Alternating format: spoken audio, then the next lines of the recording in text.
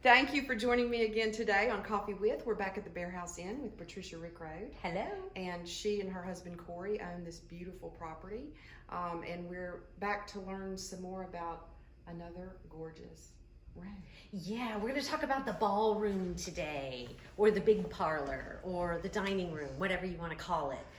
This room has been used for lots of different things. I'm going to go back to the beginning and talk about the Baer family when they moved in here. They were Jewish, they were merchants, they were quite wealthy. And when they built their house for entertaining. They did a lot of entertaining. This room, from the bay window behind Robin, so from the bay window all the way back, even beyond where that wall is, it goes almost twice as far again. This room used to be 83 feet long at one point in time, one continuous room.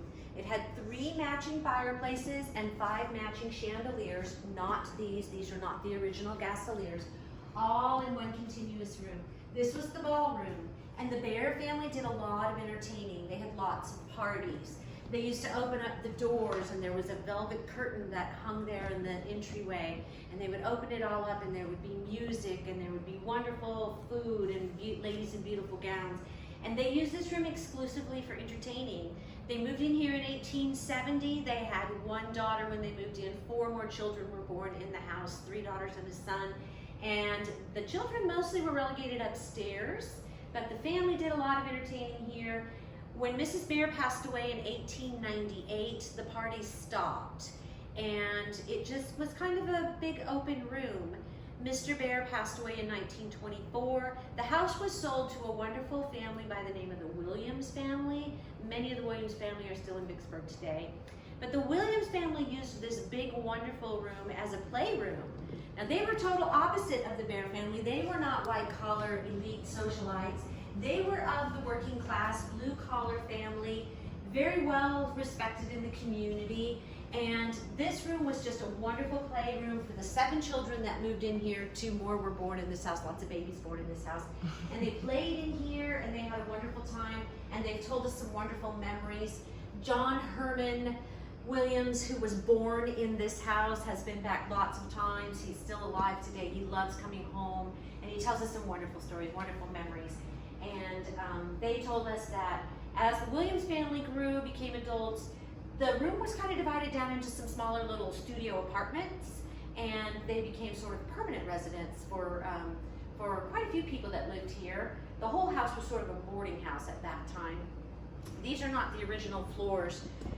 These are old floors from reclaimed wood that was brought back in. The fireplaces were boarded up at one point in time, and then when the Williams family moved out in 1976, so not very long ago really, as time goes by so quickly, the house was sold again, and the Ramsey law firm came in here. Skippy Manello, who is pretty well known in this community, he was the architect who came in and designed the room.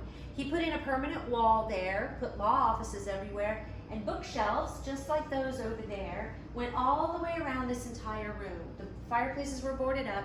This was the law library and the conference room.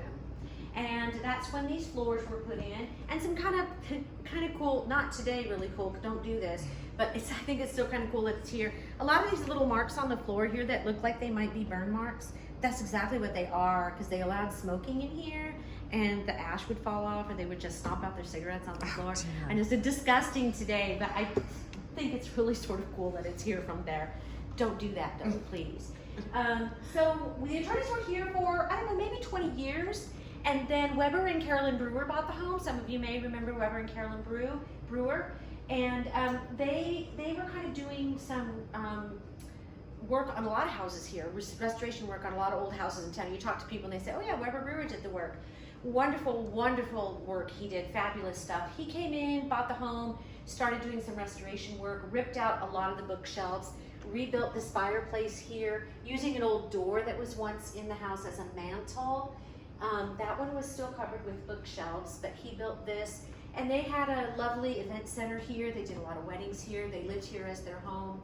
And then when the Brewers sold the home, a gentleman and his wife named Doug and Pamela Cousineau, they lost their home in Katrina down in New Orleans. And they'd always wanted to have a B&B, and because they lost their house, they had to start over. They thought this is the perfect time.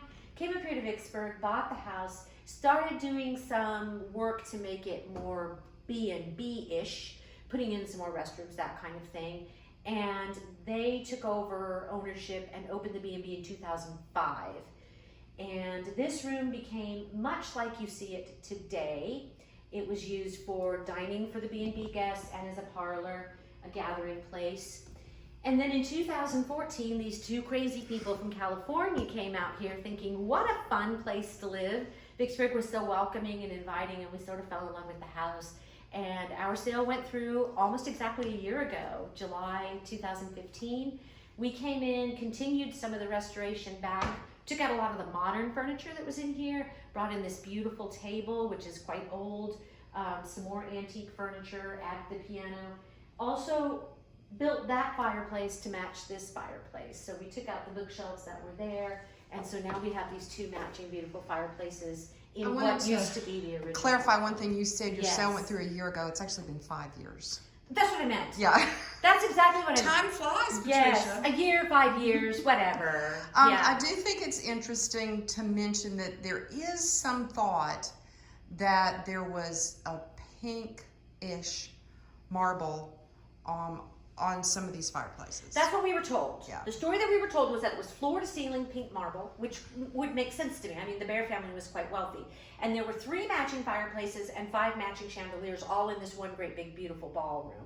I don't know what happened to the pink marble. I know that when Skippy Tuminello was in here, he probably had it removed. However, when we talked to Williams family members, they don't remember there being fireplaces here.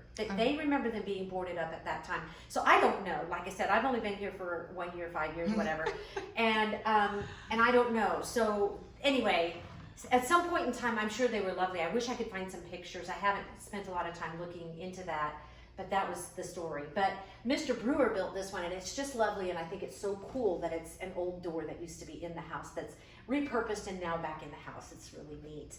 Okay, so we're going to wrap up this episode and invite everyone to join us again because we have a few more things to see in your beautiful home. So thank you, Patricia. And this is where Robin had her wedding, in this beautiful room. I had my wedding dinner here, and it was lovely, and y'all served prime rib and shrimp and grits for some of my Yankee cousins. With all of your toile. It was all of my toile. I made 12 table coverings for everything. So it was a lovely evening, and we thank you. And that wasn't terribly long ago. 2 years. I know. A little more than 2 years ago.